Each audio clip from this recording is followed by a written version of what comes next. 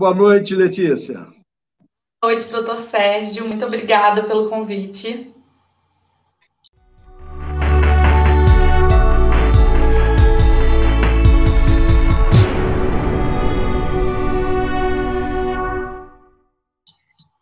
Nada, que isso. Prazer é todo meu. Que bom que você aceitou. É só uma pena que agora você está trabalhando longe, né? Isso. A Letícia, ela coordenou a nutrição de uma importante maternidade do Rio. Nós trabalhamos juntos lá, o Hospital Estadual da Mãe, e ela era a coordenadora da nutrição lá. Fez um trabalho fantástico, excepcional, só que fugiu agora do Rio, está morando no Paraná, em Londrina. Sim, estou em Londrina. O pessoal está entrando. Ó, o Luiz Fernando está entrando aqui também. Ó. Esse daqui você conhece. Ó. Sim, claro. Né? Aí tem a Bárbara também. A Bárbara está sempre com a gente.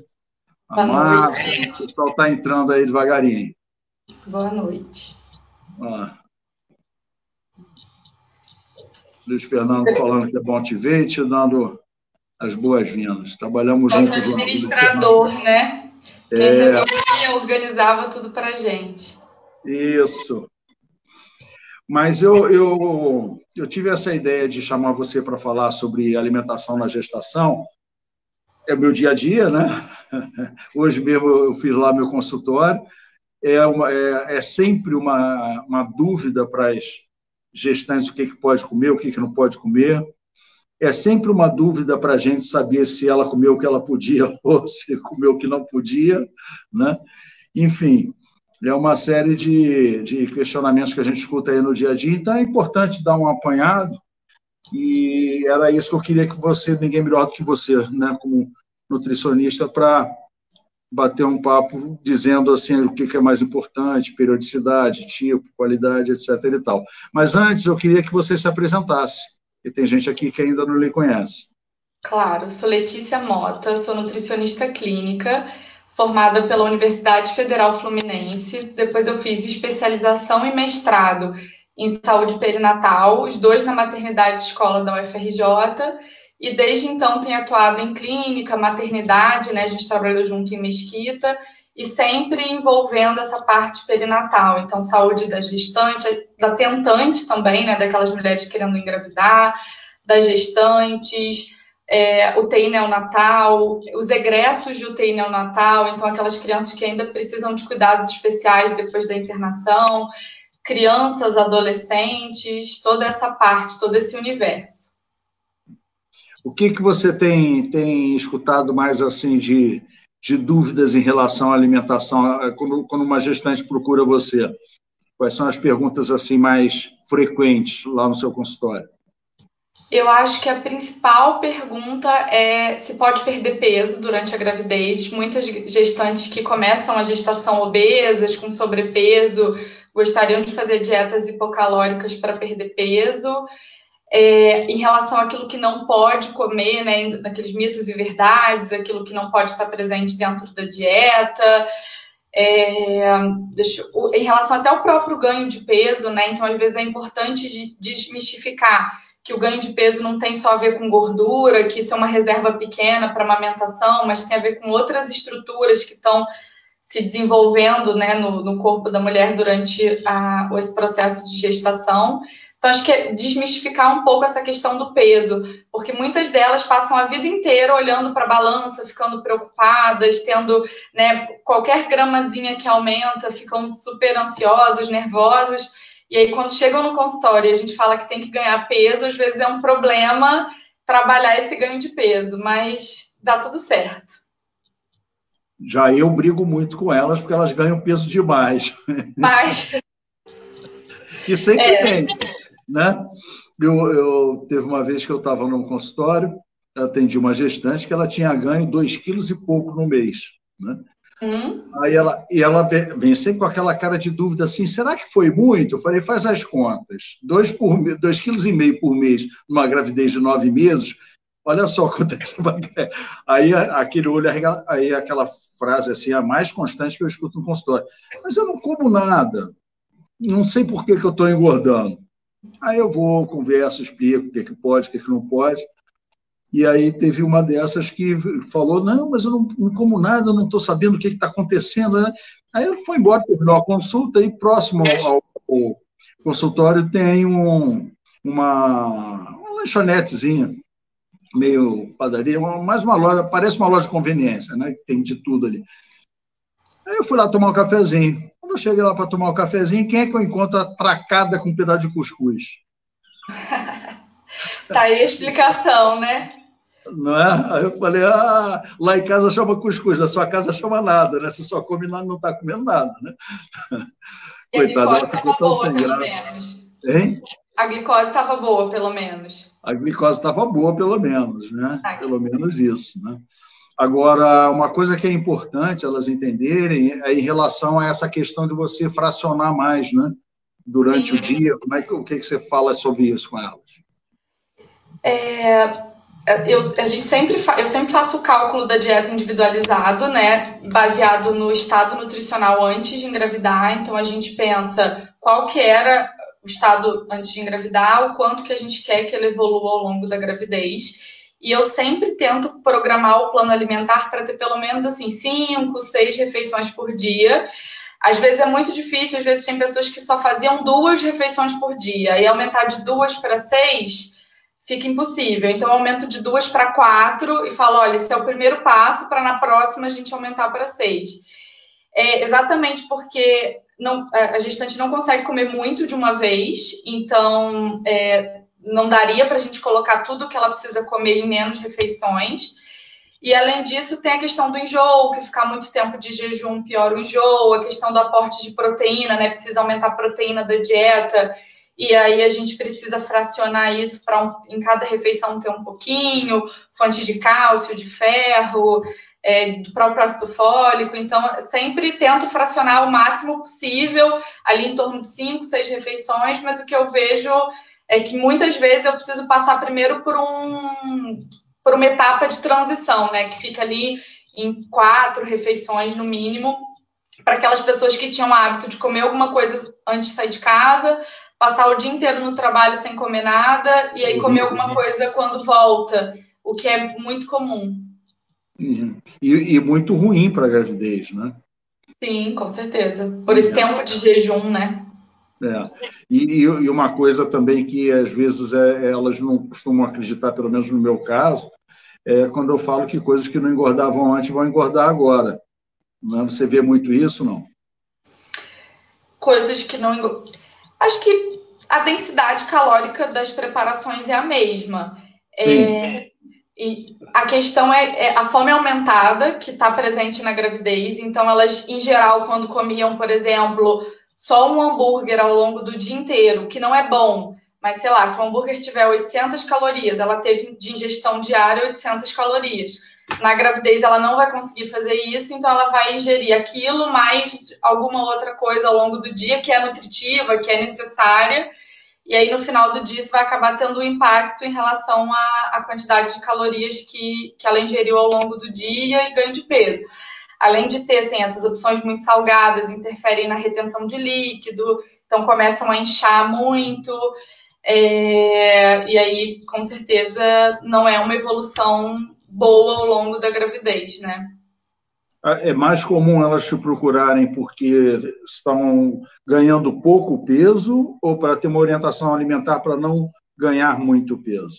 Para não ganhar muito, com certeza, para não ganhar muito, com certeza. Eu vejo, assim, um pouco de gestantes com baixo peso, isso é comum, e muitas vezes as gestantes de baixo peso, elas chegam no consultório se sentindo bem, assim, né, porque estão, às vezes, até por uma questão da sociedade mesmo, olham e, nem parece que você tá grávida, tá magrinha, isso é valorizado. Mas aí a gente explica, né, essa questão da relação do baixo ganho de peso com a restrição de crescimento intrauterino, que tem que ficar de olho, que tem que acompanhar, né, o desenvolvimento fetal para ver se está tudo dentro da normalidade e que a recomendação não é essa. Mas, em geral, é um ganho exagerado. E eu acho que esse ganho exagerado ele é um reflexo do dia a dia, né? As pessoas querendo gastar cada vez menos tempo com alimentação E até não só com alimentação, mas com o preparar das coisas, com ir ao mercado, comprar, ter tudo em casa. Então, indo mais para essas opções industrializadas, que tem uma densidade calórica. Às vezes, quando elas falam assim, eu não estou comendo muito, não necessariamente ela está comendo muito em volume, porque às vezes comer muito era essa ideia de volume. Então, não necessariamente é comer muito em volume, mas é um volume pequeno, com uma densidade calórica alta, uma caloria que não vai estar trazendo ali, né, a proteína, um carboidrato complexo, uma gordura saudável, os micronutrientes necessários. E aí acaba que no volume não é muito, mas ao longo do tempo isso impacta num ganho de peso exagerado, numa retenção, né, de líquido, numa glicose descompensada, numa pressão descompensada. Mas, assim, infelizmente, ainda é muito comum que as pessoas cheguem no consultório da nutrição porque desenvolveram alguma comorbidade ao longo da gravidez, ou porque algum exame de sangue veio alterado, ou porque a pressão alterou, e aí o obstetra encaminha para o nutricionista. Na verdade, assim, infelizmente, muitas vezes eu recebo grávidas que às vezes até conversaram com o obstetra, queriam ter passado antes, mas como estava tudo bem, foram orientadas que não tinha necessidade, que estava tudo bem, não precisava do nutricionista, e aí acaba chegando na nutrição já com o desenvolvimento de alguma questão de saúde. Pois é, esse negócio, tá tudo bem, não precisa do nutricionista. Como se a população se alimentasse bem via de regra, né? Sim. Eu particularmente entendo que... Bom, primeiro todo mundo tinha que ir, né? Porque todo mundo come mal. Ou a esmagadora maioria das pessoas come mal. E numa situação específica de gravidez, é um motivo a mais do que isso, né? Tanto que lá no Hospital da Mãe, todas passavam por vocês. Você lembra disso? Lembro, Eu fazia questão que passassem pelo setor de nutrição, né? Aliás, fala um pouquinho do trabalho de vocês lá no Hospital da Mãe. Tá. Lá no Hospital da Mãe, a nutrição, ela tinha atuação tanto no ambulatório, né, que a gente atendia quem estava em acompanhamento pré-natal, fazia grupos, então a gente tinha alguns grupos de promoção de saúde, e eu acho que essa ideia dos grupos ela é realmente muito interessante. A saúde suplementar, né, a saúde privada, ela tem adotado um pouco de roda de conversa, de grupos, né, de acompanhamento para gestantes, para crianças, coisas que o SUS já fazia há algum tempo e que eu acho que são super importantes para essas orientações gerais, orientação de higienização, como é que tem que cuidar das hortaliças para que elas estejam higienizadas, quais alimentos que precisam estar na dieta realmente.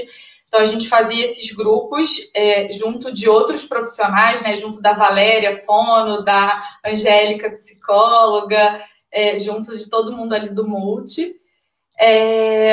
E a gente também atuava no alojamento conjunto, a gente passava visita em 100% das participantes, das pacientes internadas. Que pesquisadora, eu estou com mania de falar participante, não pode falar paciente. Aí, de vez em quando, eu troco. Mas os pacientes internados a gente sempre passava, fazia orientação de aleitamento materno. No meio da minha gestão, a gente teve, antes era uma unidade de cuidados intermediários, né, o Natal, né, depois passou para uma de cuidados intensivos. Então, a gente montou protocolo de atuação do nutricionista dentro da UTI. Aí a gente chamou uma nutricionista lá do IPPMG, que era bem focada nessa parte de pediatria, participava dos rounds, conversava com os médicos, pedia para mudar as fórmulas com os pediatras, mas era assim, super bem aceita e entrosada com a equipe. E participávamos também dos grupos de alta, que são grupos importantes, né? Não só os grupos de pré-natal, mas os grupos de alta também, com as orientações. Era um trabalho bem legal que a gente fazia lá com a equipe. E vale ressaltar que era um hospital público, né? Um hospital estadual. Nós estamos falando de SUS, né? Então, porque às vezes as pessoas estranham quando eu falo que o SUS pode dar certo. Lá, eu vejo como um exemplo disso. Nós tínhamos um serviço lá que funcionava muito bem, né? Está picotando um pouquinho. O SUS, ele, além, assim, está picotando? Agora voltou. Eu acho que foi o meu sinal. Melhorou? Melhorou. Eu acho que foi o meu sinal aqui. Foi nem o seu, não. Melhorou? Ah, Assim, o SUS, eu adoro o SUS, eu adoro... Agora porque eu tô de novo? não. Tá normal. Não, tá. Eu adoro o SUS, sempre gostei de trabalhar no SUS. Quando eu tive a oportunidade, né, de trabalhar no Hospital Estadual da Mãe, poucas pessoas sabem, mas na mesma época que eu fiz o processo seletivo para o Hospital Estadual da Mãe, eu também fiz para um hospital particular e eu passei nos dois. E eu, sem sombra de dúvidas, escolhi o Hospital Estadual por uma série de motivos, mas principalmente por trabalhar com saúde pública, por ser integrada ao SUS, é uma coisa que, assim, eu sempre gostei de atuar. E a gente vê tanto os hospitais com uma boa gestão, com um bom planejamento, dando certo, e a gente também tem os exemplos dos hospitais federais, da maternidade escola, né, que é a minha casa de formação, e a gente vê uma série de obstetras e nutricionistas, e saindo todo mundo de lá e vendo super capacitado, e aí dá orgulho, né, de ter trabalhado e de vir do SUS. Pois é, eu acredito muito, né? Agora, como você falou, tem que ver a questão da gestão, né? Tem que ter uma equipe comprometida, uma equipe que realmente queira trabalhar direito, né? Eu via muito isso em vocês lá. Esse exemplo que você deu das rodas de conversa, que tinha fono, que tinha psicóloga, que tinha, quer dizer, demonstra uma integração muito grande e saudável de uma equipe, que é o que tem que acontecer dentro de uma unidade de saúde, né? As pessoas, eu falo muito em relação, quando falam comigo que é importante uma equipe multidisciplinar, e eu digo que não, que eu prefiro uma equipe interdisciplinar, porque se você for botar uma equipe multidisciplinar, cada um olhando só dentro da sua caixinha, você vai ter um resultado. Se você botar uma equipe interdisciplinar, onde cada um cuida dentro da sua expertise, mas complementando a ação da outra, interagindo com a ação dos outros, você tem um resultado muito melhor, né? E a gente conseguiu, pelo menos durante um período lá, a gente conseguiu. E aí depois, com essas questões de saúde que a gente está vendo aí nas manchetes de jornais, infelizmente aqui no Rio, as coisas vieram ladeira abaixo, né? Mas voltando para as nossas barrigudas, a Nilce entrou aqui também. Ah, senhorinha de Copacabana, boa noite.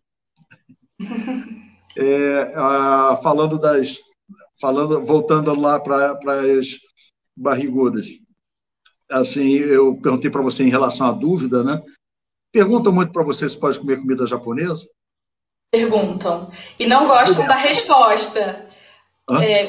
Não gostam da resposta. Tentam, assim, né, quando eu falo dessa questão da segurança alimentar e que a gente não tem como garantir, mas eu tenho certeza que o restaurante que eu vou, a pessoa toma muito cuidado, e assim, isso é uma conduta individual, eu particularmente prefiro não aconselhar, porque eu acho que a chance, né, de ter algum problema de contaminação é muito grande, mas quando perguntam, não gostam da resposta. Tentam mudar a pergunta para mudar a resposta. É tudo uma questão de procedência, né? E como você falou, você não pode atestar no restaurante o que acontece atrás na cozinha, né? É complicado. É diferente de uma pessoa chegar e fazer em casa, por exemplo, compra o peixe fresco, enfim, e faz em casa. Porque é aquela história, a comida japonesa em si não tem problema, né? Senão seria um problema para o Japão também, né? Então, eu penso que... Sim, a questão é manipulação disso, né? O problema, exatamente, é como que as pessoas estão tratando. E não é só comida japonesa, né, Letícia? Carne de porco, qualquer coisa. Comer na rua é sempre um risco, porque a gente nunca tem a certeza do que está acontecendo da porta da cozinha para trás, né? Então, é sempre complicado. O que eu costumo falar com elas é procure comer em casa o máximo possível e, se possível, no trabalho, leve o seu alimento, em vez de ficar comendo em lanchonete, comendo aquelas coisas que você falou, né? É mais fácil comer numa lanchonete, um fast food, vai ser uma alimentação de pior qualidade, né?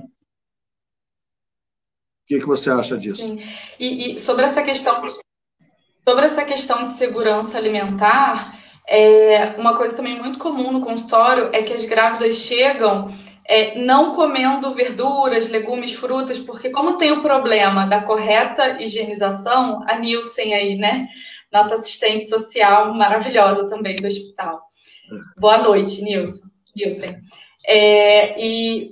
né, esse medo de não higienizar corretamente, de não estar com uma segurança alimentar, elas acabam deixando de comer esses alimentos que são super importantes, né? As vitaminas, os minerais que são suplementados são importantes, mas a biodisponibilidade do alimento do suplemento nunca vai ser igual ao do alimento. Então, assim, é realmente importante ter isso no dia a dia. Esses suplementos acabam interferindo muito na função intestinal das grávidas, então elas acabam também reduzindo a mobilidade, em alguns casos reduzindo o exercício, então isso também tem impacto na função intestinal. E aí o que eu sempre tento trabalhar é que a gente não deve deixar de comer as hortaliças, as frutas, os vegetais, inclusive os crus, desde que a gente tome cuidado, higienize com hipoclorito, com as soluções sanitizantes, tenha uma segurança, né? Leve a comida para o trabalho, mas não deixar de consumir, porque elas acabam desenvolvendo outras questões, né? Aí chegam com problema constipação intestinal, precisando tomar algum suplemento para constipação, algum laxante, e aí vai sempre uma coisa atrás da outra, a gente precisando resolver. Não, tem mais gente aí te elogiando. O André, também do hospital. Boa noite, André. Acho que veio todo mundo te ver aqui. E eu não vejo todo mundo tem tanto tempo. Que saudade. Eu não sei se o André sabe, André, que ela agora ela é paranaense, está lá em Londrina. Né? Essa questão da fragmentação e disso que você falou em relação à função intestinal, isso daí tem a parte hormonal também, né? que age em toda a musculatura lisa e o trato. Gente, horroroso esse nome de trato digestório que botaram, né, depois. Né? Eu gostava mais do digestivo, era mais simpático. Eu me sinto muito mal falando esse nome, eu acho horroroso, você não acha, não?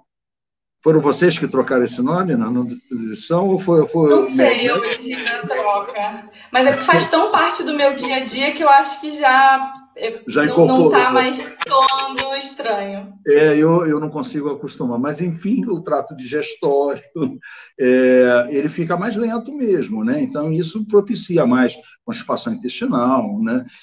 Estase, etc. Aliás, falando em estase, uma coisa que também as pessoas ficam muito na dúvida, e ainda mesmo dentro da classe médica, muita gente ainda tem receio de alimentar a grávida durante o trabalho de parto.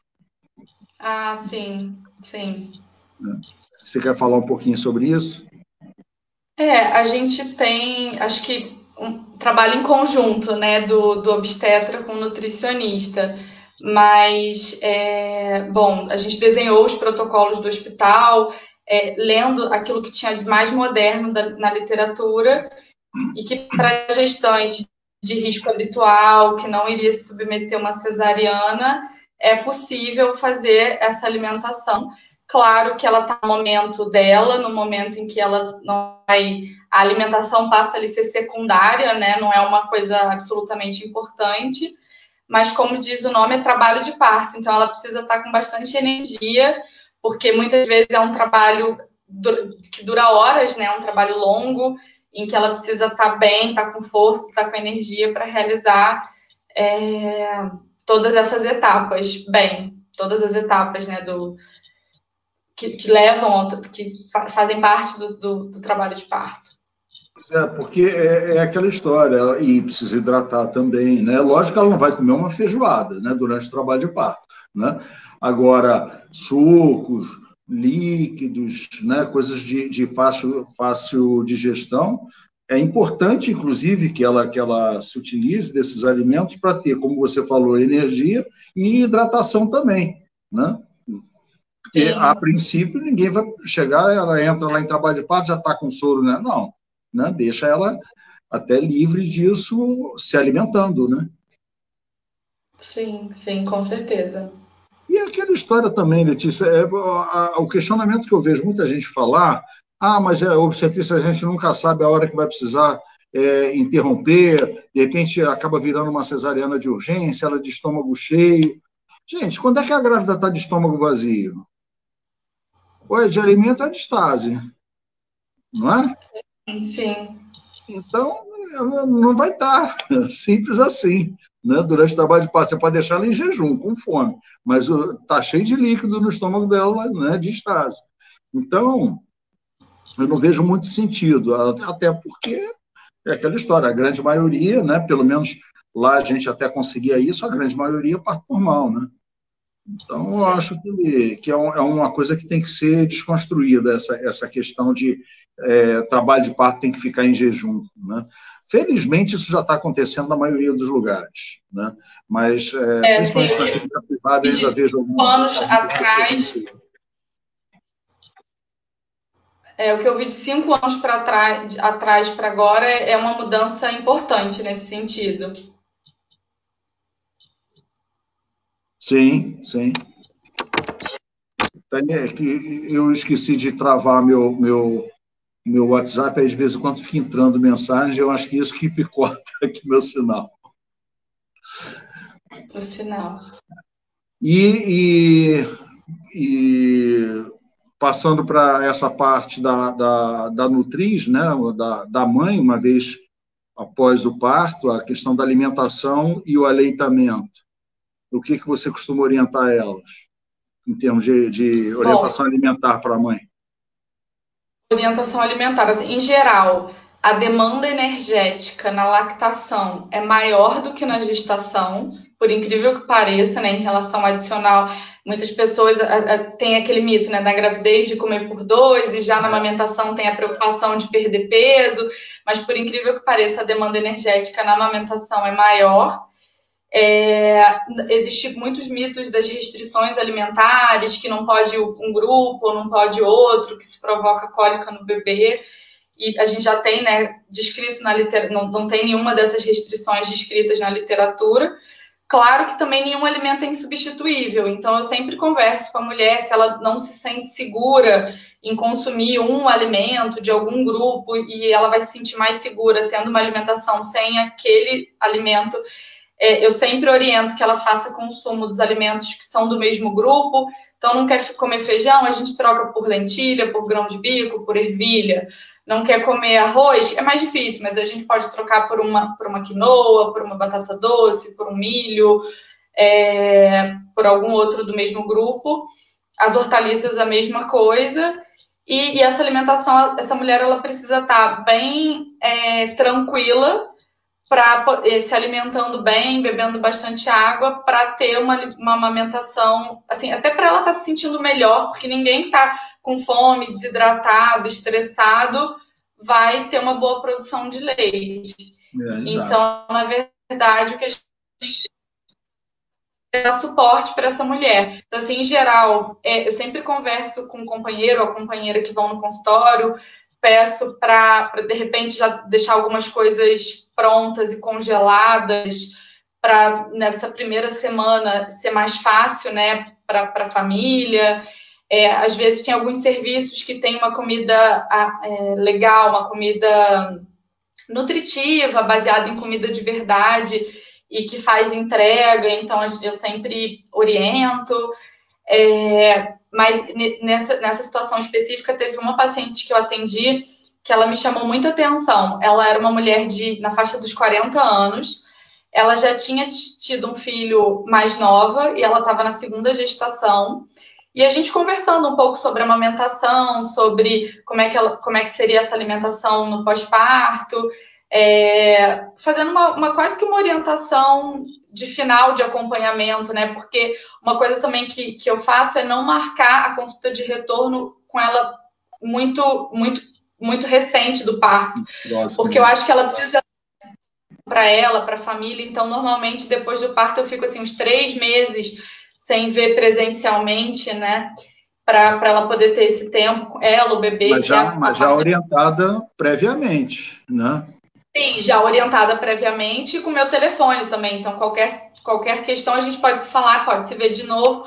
Mas eu tento fazer com que direcionar essa atenção, esse cuidado para ela estar nesse binômio mãe-bebê, regulando esse ritmo, e não necessariamente super preocupada com uma coisa externa, com esse retorno à nutrição, com retorno ao peso de antes, que isso é uma coisa que vai acontecendo naturalmente.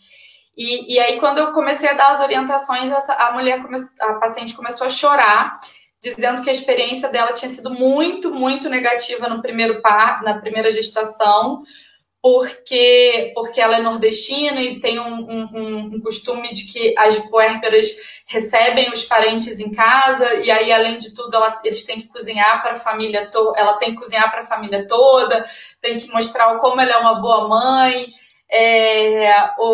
tem que estar ali com a produção de leite já na pojadura, às vezes 1, 2 dias após o parto, para mostrar para todo mundo que ela é uma boa mãe. E ela se sentia culpada há 15, 20 anos porque ela não tinha conseguido cumprir esse rito da família de maneira bem sucedida. E aí eu conversei, né, que poucos são os casos que a produção de leite tem a ver com uma questão fisiológica da mulher. Muitas das vezes tem a ver com essa condução pós-parto, tem a ver com muitas outras coisas que não uma questão fisiológica. E aí ela se sentiu muito aliviada.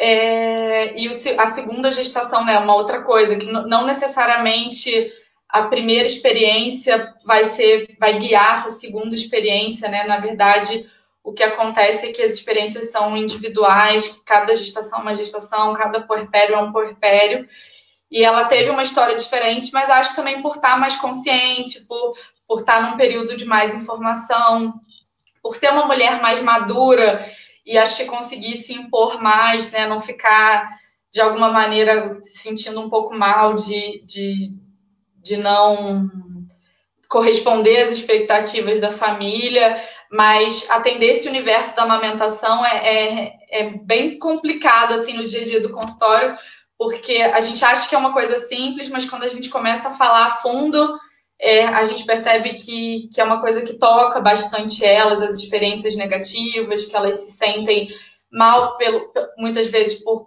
não terem tido sucesso em alguma situação.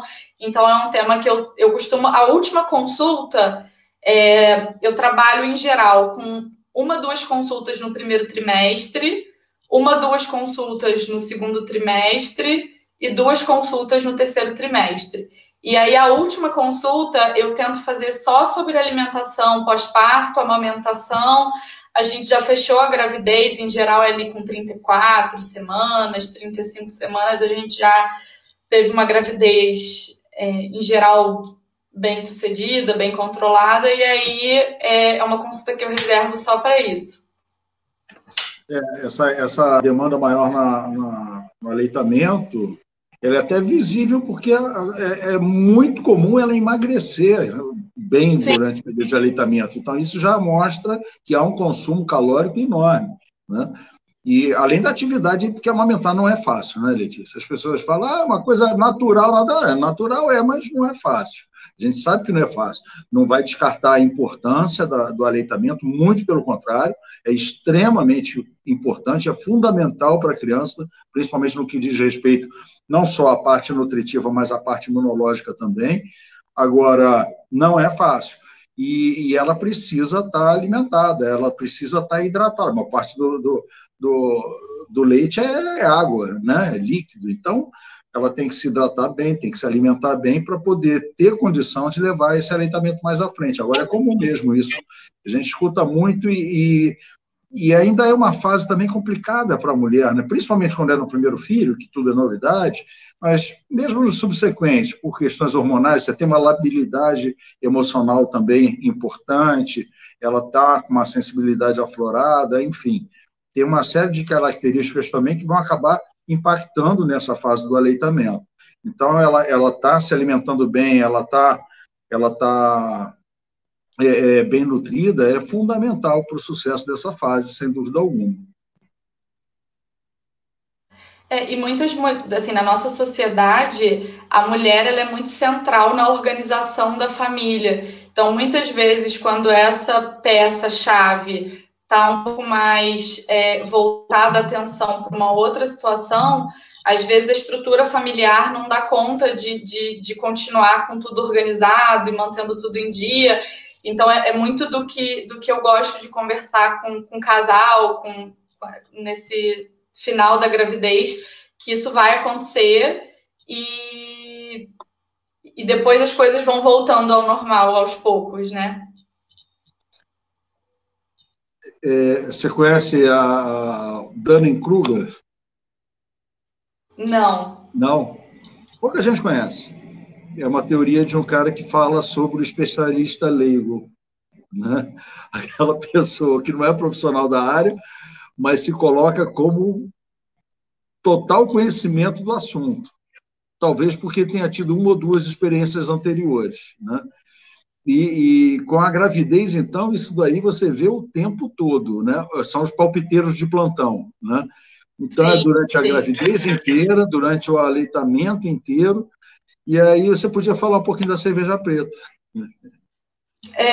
A cerveja preta, na verdade, assim, um pouco antes de falar especificamente sobre a cerveja preta, o que acontece, assim, acho que a gente que estuda isso está o tempo inteiro precisando estudar mais e saindo uma coisa nova e buscando, né, algum trabalho mais atualizado e é muito, muito ruim esse lugar do sei totalmente e nada muda ao longo do tempo, né? Então, às vezes, algumas questões que podem ter sido orientadas e verdades em determinado ponto, a ciência evoluiu a ponto da gente descobrir que aquela não era a melhor orientação. E no aleitamento isso acontece muito, né? Você tinha orientações há 10 anos atrás que são totalmente diferentes das orientações dadas hoje em dia, e por isso a importância da atualização, do estudo e tudo mais. Mas, bom, falando sobre a cerveja preta, ela não tem nenhum poder lactogogo, assim, ela não vai fazer produção de leite. O que acontece é que o álcool relaxa. Então, se uma pessoa está numa situação de estresse e ela tem uma substância que provoca relaxamento, mesmo que momentâneo, isso pode ter um fator cultural nesse sentido. Mas é totalmente contraindicado o consumo de bebida alcoólica na gravidez. E aí, assim, uma piada que eu faço no consultório então, o marido pega um copo de água, um copo de suco, faz um carinho, se sente bem, porque se você estiver se sentindo bem, segura, vai funcionar do mesmo jeito. A canjica também, a mesma coisa. Às vezes, imagina... Só não tem álcool, né?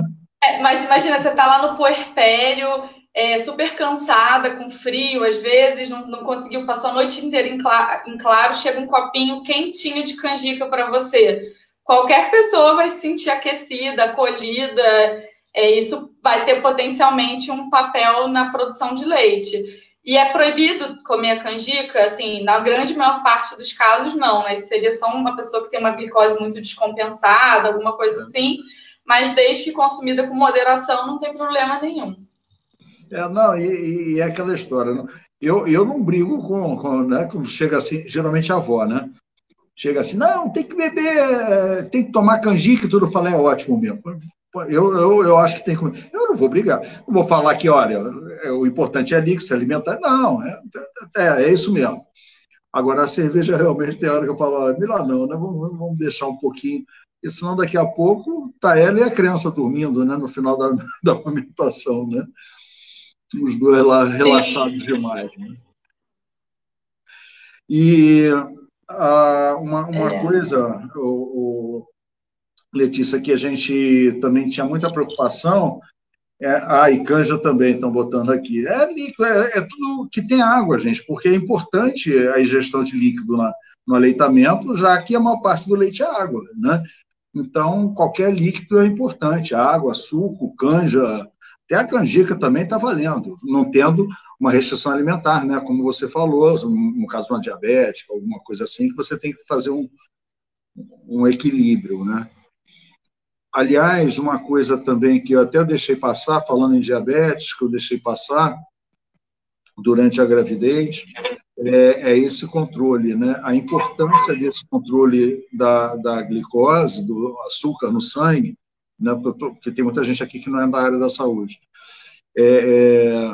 é fundamental. E aí entra a alimentação, principalmente nas grávidas diabéticas, aí que não tem como deixar de ir no nutricionista, né, e fazer um acompanhamento junto com o endocrinologista, aquela equipe interdisciplinar, né, que a gente conversou há pouco.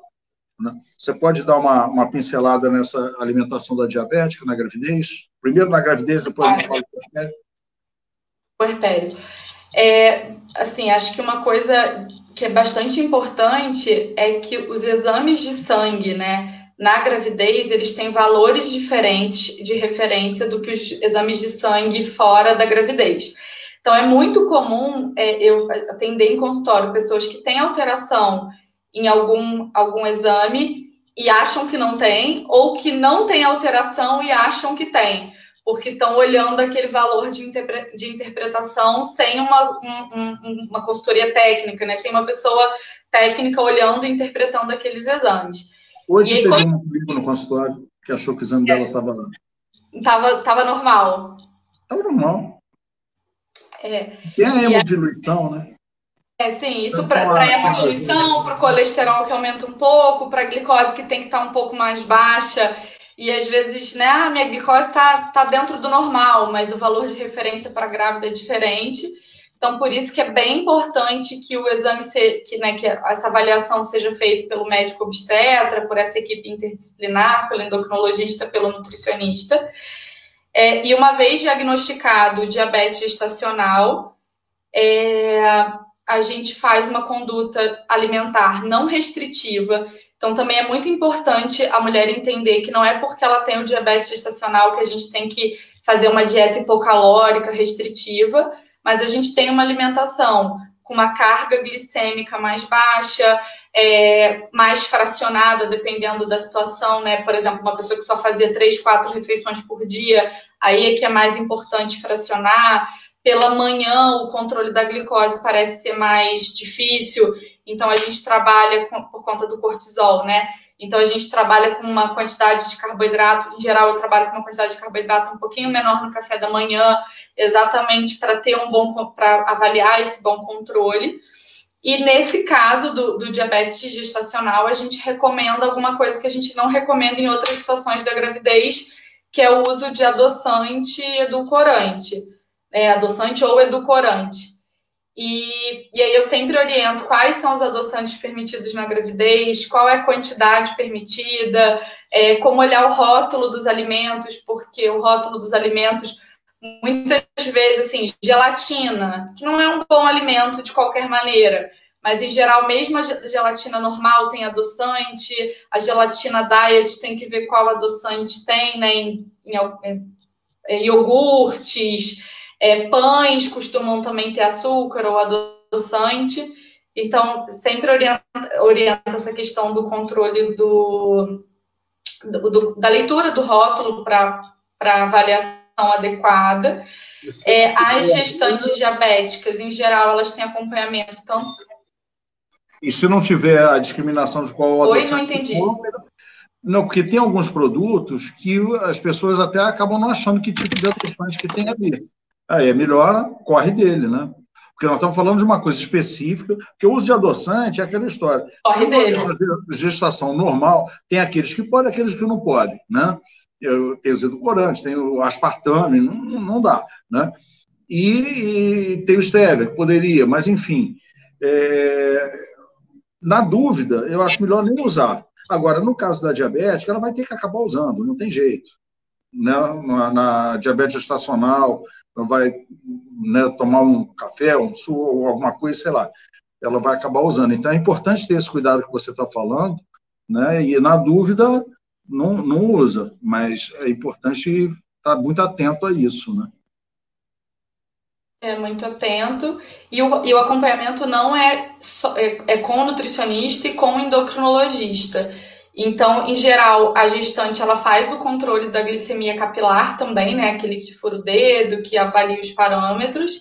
E o que eu tenho feito é sempre trabalhar com o endócrino, porque o endocrinologista é que vai, né, decidir se vai precisar de medicação ou se está tendo um bom controle com a dieta. E aí a gente vai olhando esse controle gerado, né, por essa medição. E a gente tem bons resultados com a dieta, assim, excelentes resultados. Mas uma coisa que eu sempre também trabalho com as gestantes é que não necessariamente um mau controle é 100% relacionado à dieta. Então, você tem histórico familiar, você tem composição corporal, situação que começou a gravidez em relação a peso. Então, assim, infelizmente, muitas gestantes, mesmo tanto com a dieta toda certinha, fazendo um bom controle, ainda assim acabam precisando da medicação. E aí o que eu procuro orientar é que bom que a gente está tendo acesso à medicação e está podendo se tratar nessa situação, e que bom que a gente também tem acesso à dieta, porque se não tivesse a dieta, o impacto seria muito maior e a necessidade de tratamento, né, medicamentoso seria mais complicado ainda. Então, que bom que a gente está podendo acompanhar também com a dieta. Mas, nesses casos, as mulheres, claro, ficam frustradas porque estão dando o seu melhor, estão fazendo uma dieta que, às vezes, é muito diferente do que faziam antes da gravidez, mas não tem jeito. Em algumas situações, acaba precisando do uso da medicação, e aí, por isso, esse acompanhamento interdisciplinar é tão importante. E tem uma coisa que tem que entender, principalmente quando entram os palpites e as experiências familiares ou sociais, enfim, que quando a gente fala de glicose, nós estamos falando de 4 tipos de gestante, né? Você tem a totalmente normal, que não tem nada, é anormal. A gente tem aquela que já era diabética previamente. Nós temos aquela que desenvolve desenvolve diabetes na gravidez, que eu não engulo muito isso. Para mim, aquele pâncreas já não era lá essas coisas, e com o aumento da demanda ele acaba abrindo o bico. Mas tudo bem. A chamada tem alguns trabalhos que falam... Pois é. Tem alguns trabalhos que falam sobre falam que seria um ensaio para um diabetes tipo 2, quase que uma prévia ali na gravidez, e até por isso é bem importante focar nesse ponto, que as grávidas com diabetes gestacional, apesar de, na maioria dos casos, a glicemia se normalizar pós-parto, elas precisam de acompanhamento. A gente faz um teste de tolerância oral à glicose de 2 a 3 meses pós-parto.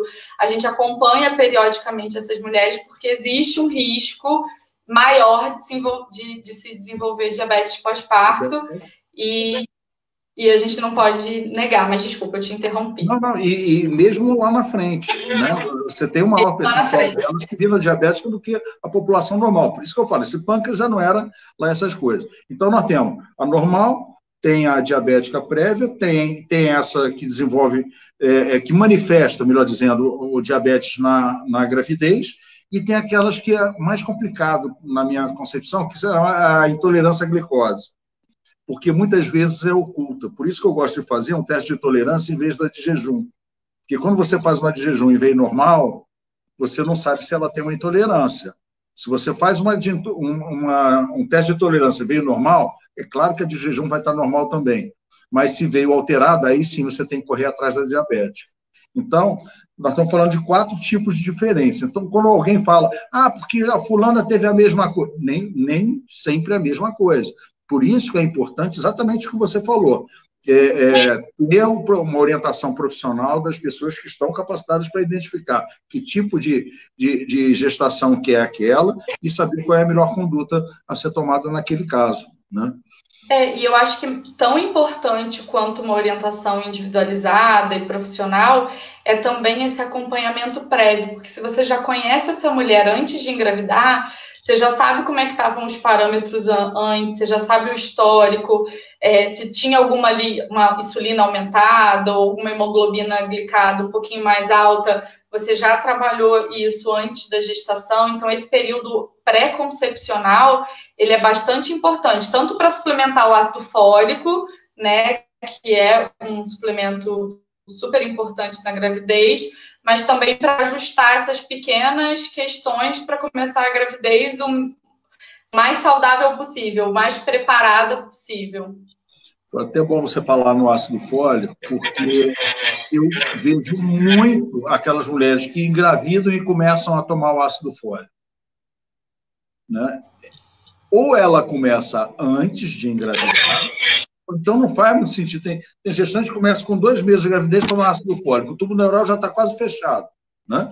Então não faz sentido. Sim. Né? Mas isso daí é uma conduta que a gente sabe que é muito praticada nos Estados Unidos, né? Porque lá há uma judicialização da medicina absurda, né? Eu, particularmente, gosto muito mais da obstetrícia britânica, né? E lá criou-se não sei se foi uma jurisprudência, alguma coisa assim, que na eventualidade de nascer uma criança com problema do tubo neural, anencefalia, espia bífida, meningocele, qualquer coisa, e não tomou ácido fólico, já é causa perdida, né? O juiz já entende que houve um erro. Então, houve esse negócio. Então, deixar claro o seguinte, quer tomar? Tudo bem, toma, embora a maioria não precise. Mas se quer tomar, toma. Agora, tem que começar antes de engravidar. Não faz sentido. Uma vez engravidando, você começar com ácido fólico, ele não vai ter tempo para agir. Né? Ele é importante nas primeiras 8, 10 semanas. Então, estamos falando de 2 meses de gravidez, né? Muito pouco tempo. Né? Muito pouco tempo e uma gestação, porque normalmente quem toma o suplemento antes é quem estava planejando a gravidez. Quem não vai tomar, quem não está planejando. E quem não está planejando vai descobrir já quase na hora que já não tem mais o efeito. Planejamento familiar, enfim, de uma série de coisas para evitar problemas lá na frente, né? E outra coisa é a obrigação que elas se sentem em começar com vitamina logo que engravida, com sulfato ferroso logo que engravida. Muitas vezes você recebe um exame de sangue totalmente normal. E nós vamos lembrar que no início da gravidez, ela ainda tem aquela sensibilidade, né, no estômago, ainda pode estar com enjoo, né? E o ferro, ele é irritativo, né? Então, não tem muito sentido, salvo naquelas pacientes anêmicas que precisam fazer uma reposição, ok, mas não há uma obrigatoriedade se ela está normal no início da gravidez. No final, todas vão acabar precisando, né? Porque a gente sabe que depois da metade da gravidez há uma queda importante e é interessante que se use. Mas logo no iníciozinho da gravidez, eu aguardo pelo menos o hemograma, dou uma olhada, está normal? Está normal. Se alimenta bem, vamos segurar esse estômago, poupar esse estômago um pouquinho, quanto menos remédio tomar, melhor, né? E aí, lá na frente, quando começar a ter a queda que vai ter mesmo, aí a gente entra com alguma reposição. E uma coisa que é interessante também falar, porque as pessoas associam muito a diabetes com crianças grandes. Tem que deixar claro o seguinte, a diabética prévia, a chance maior dela é de ter crianças pequenas, né? Porque é uma doença circulatória. Então, há um retardo no crescimento dessa criança intraútero. Então, ela tem que ter uma atenção muito grande com o aspecto alimentar, né? Exatamente para tentar manter esse controle, para não ter esse tipo de problema, né? E acho que uma coisa bem importante é dessa programação metabólica intraútero, que o indivíduo ele acaba carregando isso ao longo da vida toda. Então, a gente também tem trabalhos mostrando que crianças que nascem, né, com restrição de crescimento intrauterino têm um risco maior de diabetes, de doenças cardiovasculares, de obesidade. Então, por isso a programação da gravidez para o ganho de peso adequado, para o nascimento com peso adequado, porque nem grande demais não é bom, mas pequeno demais também não é. Né? E isso é uma coisa, até para essa questão do ganho de peso, do aporte nutricional, eu já atendi, por exemplo, grávidas com 24 semanas, 25 semanas, que ganharam 2 quilos, claro que isso depende, né? É individualizado, depende do estado nutricional antes de engravidar, mas que ganharam super pouquinho e chegam no consultório super felizes, que ganharam pouco, às vezes falam que até ganharam parabéns do obstetra. E aí eu sempre tento mostrar para elas a recomendação, a referência, às vezes até disponibilizo algum material para leitura falando dessa importância do ganho de peso adequado na gravidez, porque pensar que ganho de peso na gravidez não é gordura, é sangue, é placenta, é líquido amniótico, é bebê, é mama, é uma reserva para amamentação, mas é uma reserva que não é a totalidade do peso que ela ganhou. E uma semana pós-parto, muitas daquelas estruturas acabam, né, já começando a ir embora, o útero voltando para o tamanho certo, e aí o peso, o número da balança, porque às vezes o número da balança assusta muito. E aí eu sempre tento trabalhar para essa gestante que tem uma questão mesmo com peso, para a gente acompanhar a circunferência do pescoço, a circunferência do braço, que parâmetros nutricionais que não tem a ver com essas estruturas, a gente vai sempre comparando ela com ela mesma para que não tenha uma alteração importante, né? Braço não precisa ter uma alteração importante. Agora, número na balança não tem jeito. Letícia, você vê, né, que a gente está batendo papo, passou o tempo, voou, já estamos caminhando aí para completar 1 hora, e a gente tem esse limite, porque depois, na hora de subir para o Instagram, ele não permite. Então, falta 5 minutinhos, é o tempo que eu vou deixar aí para você ressaltar o que você acha que é mais importante, fazer a sua amarração aí final. E eu vou colocar aqui o teu Instagram, se alguém quiser depois entrar em contato contigo, né? Já tem aí o Instagram, é esse mesmo, né? Letícia Mota, nutricionista. Isso, Letícia Mota, nutricionista. Então, primeiro, queria agradecer a oportunidade, essa conversa. Realmente passou muito rápido, eu estava um pouquinho nervosa, mas nem vi o tempo passar. Falar para as grávidas, para as gestantes, para aquelas mulheres que estão tentando engravidar, que o acompanhamento nutricional vale a pena, tanto pré-concepcional, né, quando você está pensando, para a gente amarrar algumas questões que podem estar fora do adequado, alguma situação clínica que a gente precise corrigir, alguma situação de peso. A gente, né, durante o acompanhamento nutricional, faz orientações da correta higienização dos alimentos, de como manter uma segurança alimentar durante a gravidez para evitar qualquer tipo de infecção. A gente faz um planejamento alimentar adequado, de acordo com as necessidades da mulher, para o ganho de peso, de acordo com o estado nutricional pré-gravídico. A gente pensa em macro, micronutrientes, e vale muito a pena buscar esse suporte do nutricionista. É isso aí, ó. Só colocando aqui os comentários, o pessoal adorou aí, a Nilsen. Ai, querida, que bom. Adorei a live. Essa daqui gosta de canja também, ó. A Bárbara. Enfim, todo mundo gostou, realmente foi um papo super agradável. E queria agradecer muito você, desejar muita sorte aí no novo desafio que você está enfrentando, né? Com essa mudança aí para o Sul, né? Tenho certeza que você vai ter sucesso pela sua capacidade, pelo seu empenho, pelo seu comprometimento, e sabendo que qualquer coisa que precisar, nós estamos aqui. Você já viu aqui que está cheio de amigos aqui no Rio também, torcendo muito por você, e agradecer a todo mundo que veio participar aqui conosco a outra falou que não gosta de canja. Até agora eles estão comentando aqui. Então, agradecer a você essa disponibilidade aí do tempo, sua generosidade de ceder esse teu tempo aí para a gente, para todo mundo que estava aqui também comentando e participando ativamente. E a gente vai se falando aí, né, daqui para frente.